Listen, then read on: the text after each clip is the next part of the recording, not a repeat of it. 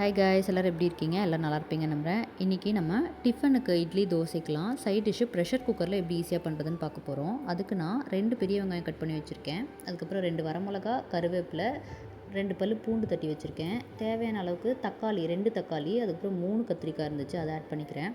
உங்கள்கிட்ட தக்காளி அதிகமாகவோ கத்திரிக்காய் கம்மியாகவோ இருந்துச்சோ அதையும் ஆட் பண்ணிக்கோங்க அதுக்கு தகுந்த மாதிரி. இப்போ குக்கரில் ஆயில் ஃபஸ்ட்டு ஆட் பண்ணிக்கலாம்.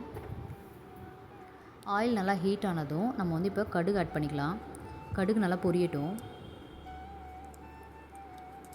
இப்போ பார்த்திங்கன்னா கடுகு நல்லா பொரிஞ்சிட்ருக்கு. ஸோ இப்போ நம்ம கட் பண்ணி வச்சுருக்க ஆனியன் எடுத்து ஆட் பண்ணிக்கலாம். வெங்காயம் நல்லா ஆட் பண்ணிவிட்டு அதுக்கப்புறம் நம்ம எடுத்து வச்சுருக்க பூண்டு வந்து நான் தட்டி வச்சுருக்கேன், அதை ஆட் பண்ணிக்கோங்க. கருவேப்பிலை ஆட் பண்ணிக்கோங்க. அதுக்கப்புறம் வரமிளகா இதெல்லாம் சேர்த்து நல்லா மிக்ஸ் பண்ணிக்கோங்க. இது எல்லாமே நல்லா வணங்கட்டும். இதெல்லாம் நல்லா வணங்கினதுக்கப்புறம் நம்ம வந்து மஞ்சத்தூள் ஆட் பண்ணிக்கலாம், உப்பு ஆட் பண்ணிக்கலாம். பாருங்கள், உப்பு நான் 2 டீஸ்பூன் போடுறேன், அப்புறம் மஞ்சத்தூள் போடுறேன்.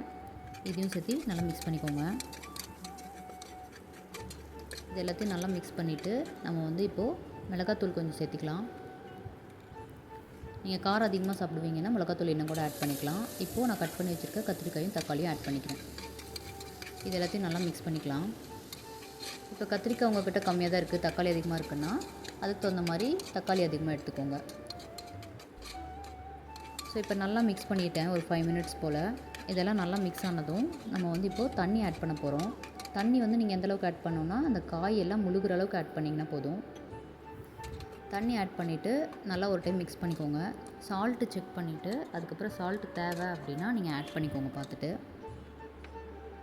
இப்போ நான் சால்ட் கம்மியாக போட்டனால கொஞ்சமாக சால்ட் ஆட் பண்ணியிருக்கேன். ஆட் பண்ணிவிட்டு நல்லா மிக்ஸ் பண்ணிக்கிறேன்.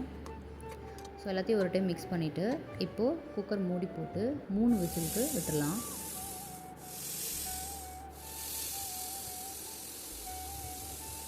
மூணு விசில் வந்ததும் இப்போது சவுண்டு அடங்கினதும் நம்ம விசில் எடுத்துகிட்டு ஓப்பன் பண்ணி பார்க்கலாம்.